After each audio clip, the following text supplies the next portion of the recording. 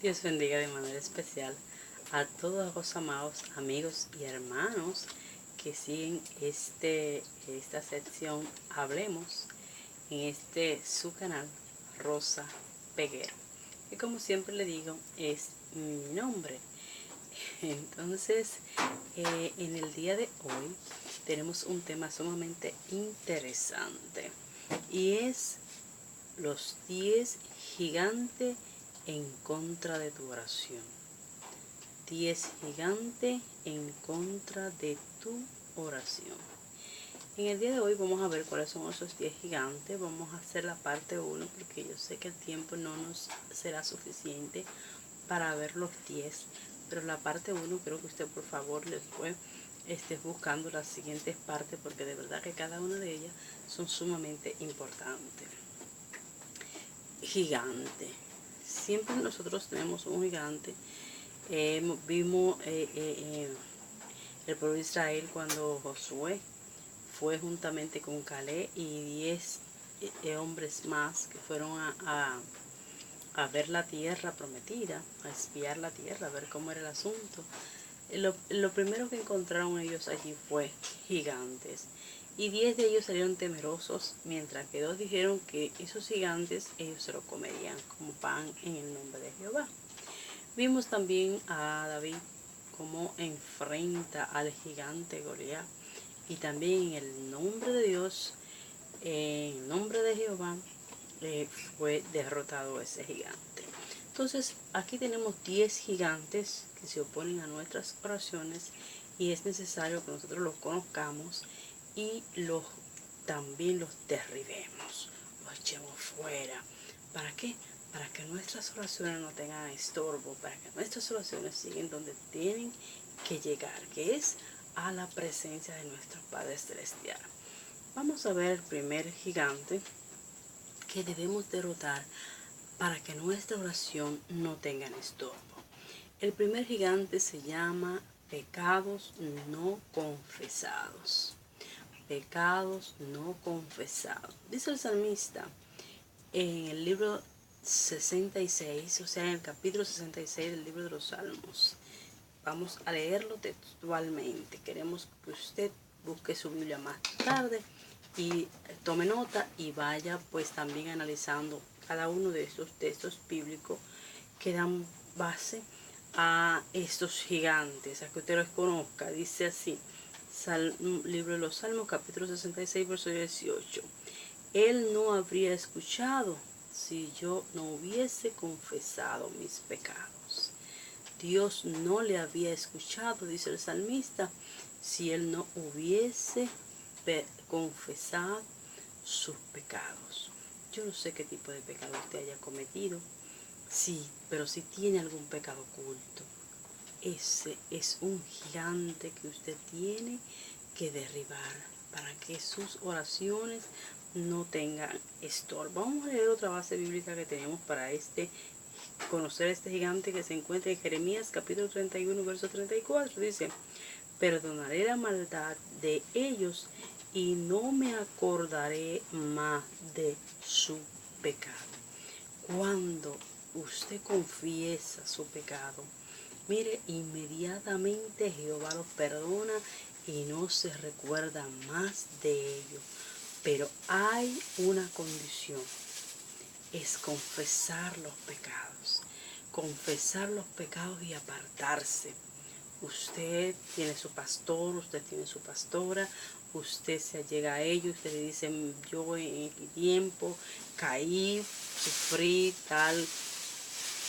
caí en tal tentación, y usted se pone a cuenta. Y mire, sus oraciones no tendrán ese gigante como estorbo. Porque lo primero, óyeme bien, lo primero que cuando usted se pone a orar le llega, cuando usted tiene un pecado no confesado, este gigante va y le susurra al oído, acuérdate que tú no has confesado que hiciste tal o cual cosa. Acuérdate lo que hiciste tal día, porque tenemos un acusador que se llama Satanás. Y él está pendiente de las cosas que él nos hace hacer en contra de Dios para acusarnos día y noche. Entonces, nuestra invitación, nuestro consejo, el consejo de Dios para usted, el consejo de Dios para mí es que derrotemos ese gigante. No importa, no, que la vergüenza no te gane. No, que van a decir de mí porque yo soy un líder, porque yo soy una líder, porque yo... No, no, no, no, no, no, no. ¿Qué va a decir Dios de ti? ¿Qué va a decir Dios de ti? El que confiesa su pecado y se aparta, prosperará. Pero el que no lo confiesa, eso traerá consigo muerte y destrucción. Así es que a derribar ese gigante que se opone a nuestras oraciones. El segundo gigante es la fe, la falta de fe. Cuando nosotros vamos a orar, tenemos que saber, que creer que ciertamente Dios existe, que ciertamente Dios es real y que Dios va a escuchar nuestra oración y va a contestar. Dios tiene 3 formas de contestar nuestras oraciones: espera, no y sí.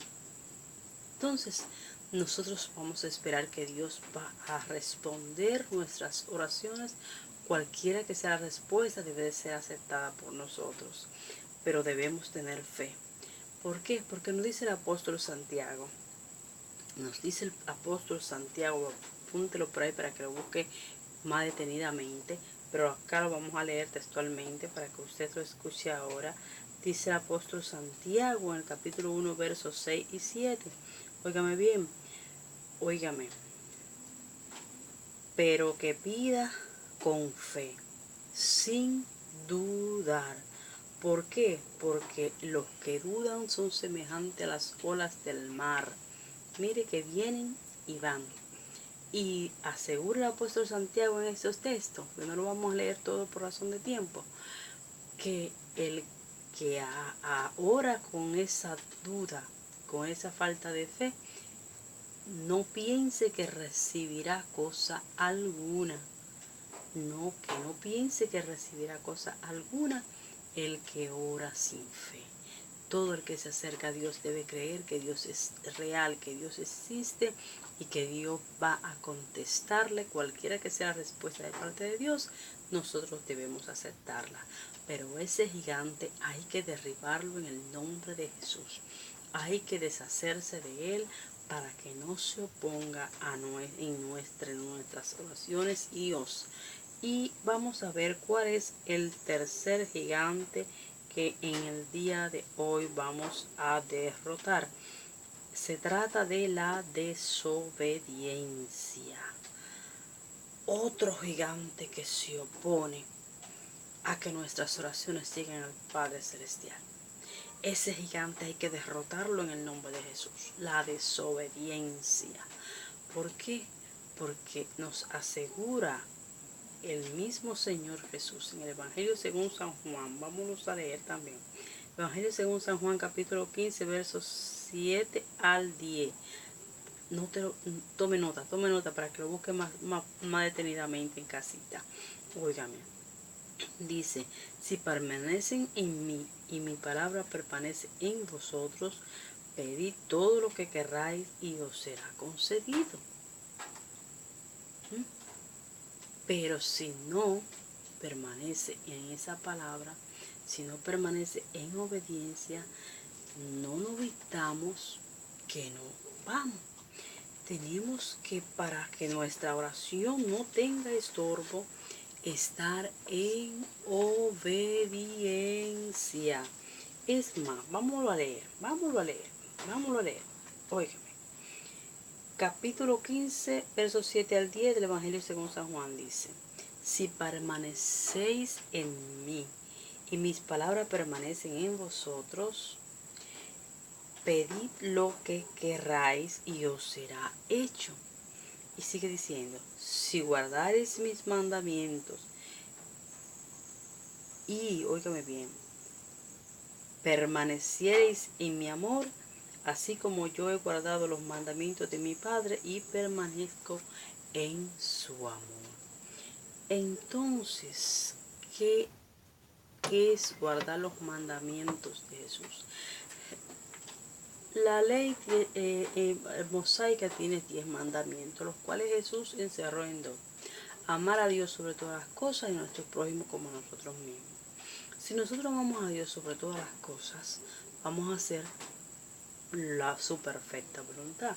Y si amamos a nuestro prójimo como a nosotros mismos, no será necesario dañar a nadie, porque nosotros no queremos que nadie nos dañe.